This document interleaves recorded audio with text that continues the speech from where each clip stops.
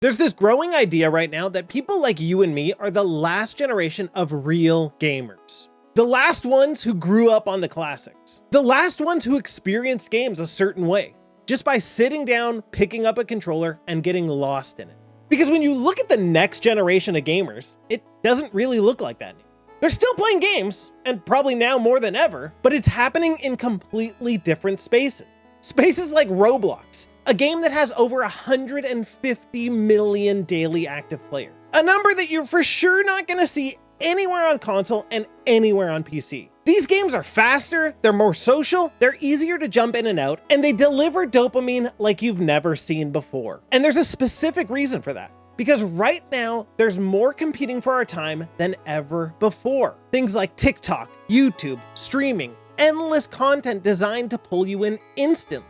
So when you compare it to traditional gaming, it kind of feels like, yeah, maybe it is losing some ground. And it's easy to look at everything and come to the conclusion that there's a big shift happening right now. And that gaming as we know it is not going to be the same into the future. And that maybe this is the end of gaming as we've all come to know it. But honestly, I don't think so. Because at the same time that all of this is happening, games have never been more accessible, more people are playing games than ever before, and there are more ways to experience games than there ever have been.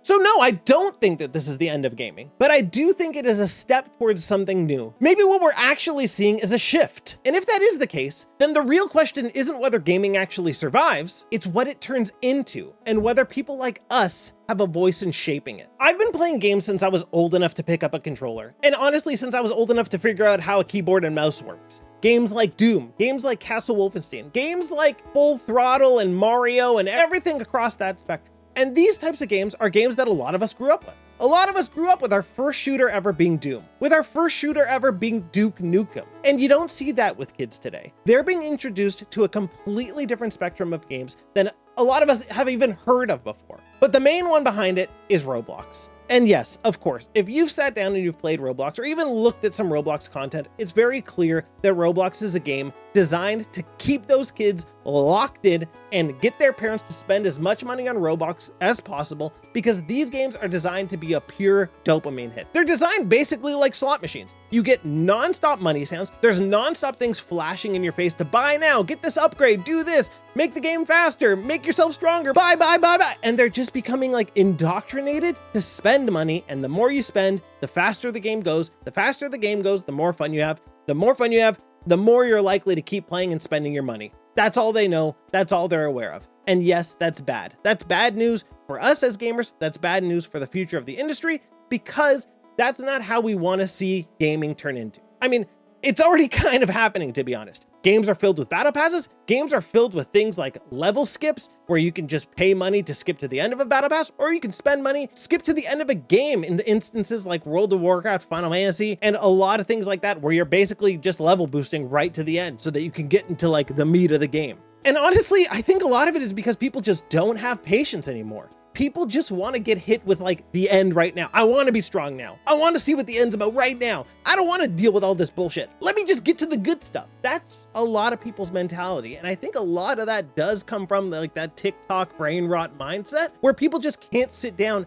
and have a good experience. Their brain just won't let them. They're so used to just nonstop go from everything they see on TikTok, YouTube Shorts, Roblox, that they just can't lock in and have a good time. They need to just be boosted to the end. It's why so many people now, like with Elden Ring, you see it. So many people now are just looking up a build online of like, what's the best, fastest build? Everybody uses fucking rivers of blood and shit like that, and they just blaze through the game and get to the end. That's not how you play Dark Souls. That's not how you play Elden Ring, man. The world is massive. You don't want to just go out there and explore it and figure it out for yourself and have an amazing 100-hour experience of just figuring out what works for you and what doesn't? I've never once looked up a build in any Dark Souls game. Who plays like that? Why would you want that experience dictated to you through a YouTube guide on how you should play? I mean, if that's you, fine, go ahead. I think you're playing the game wrong, to be honest, but if that's what you want to do, you do you. And I think gaming in general has been catered more to that type of experience, where we're supposed to get through the overall experience as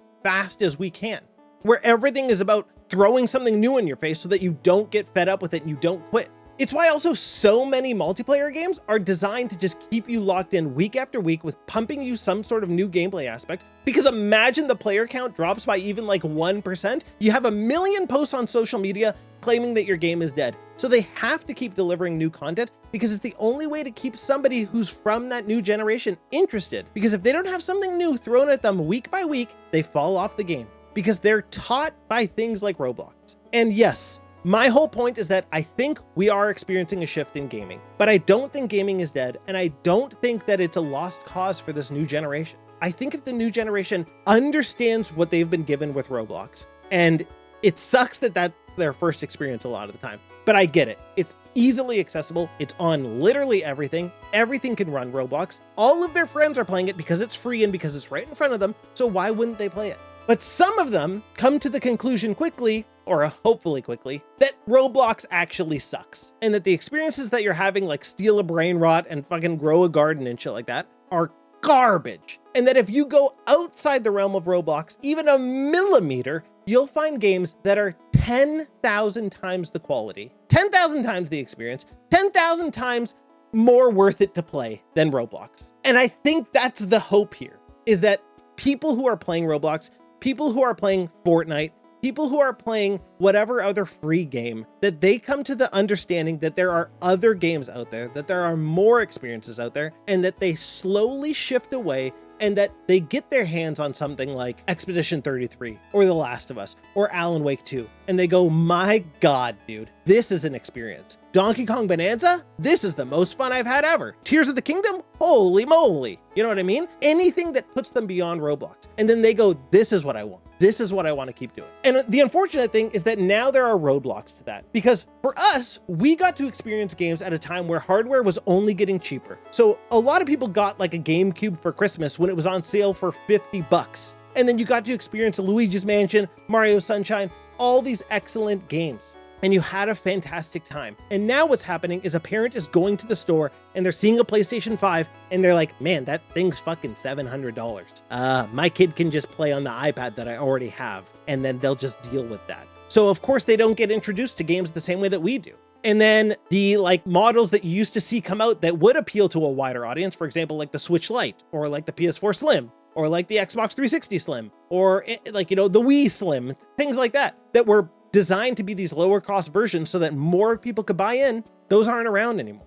So what you have left over for these people as a potential option to get into gaming beyond things like Roblox and hopefully break out of the cycle of endless doom scrolling on YouTube and TikTok is that they either look to things like emulation, where they get access to literally a library of 10,000 games for free. I mean, for free.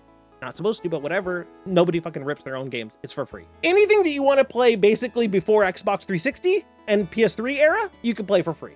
Easily. If you just do it, you can just look it up and you got all those games for free.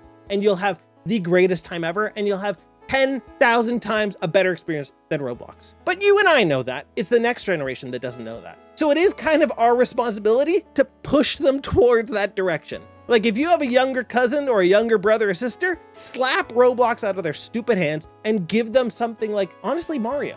It doesn't deliver that same type of dopamine. It is a harder experience than Roblox, but they just have to realize that. The less they play Roblox, the better. The less they get sucked into TikTok and YouTube Shorts, the better. Do I wish hardware was cheaper? Yes. But cloud streaming exists now, which they can do directly on their phone or on their iPad. Game sales happen more and more than ever before. So if you can get your hands on the hardware, you can get games for extremely cheap, or you can even play last generation hardware because the PS4 and Xbox One can play almost everything. There's so many options with that. Then you got things like the Steam Machine coming, which is going to be able to play a ton of stuff on it. It'll be more expensive. Once again, hardware, you can only do so much, but there is an option for this new generation to get their hands on things beyond garbage. There's a lot in the way. There's always a lot in the way. And I'm sure a lot of these gaming companies, they want to do something that's going to make these people interested. It's why everybody's chasing the live service trend. Because how can you make your own Fortnite? How can you make your own Roblox? How do we get them to just shift from spending money there to spending money on us?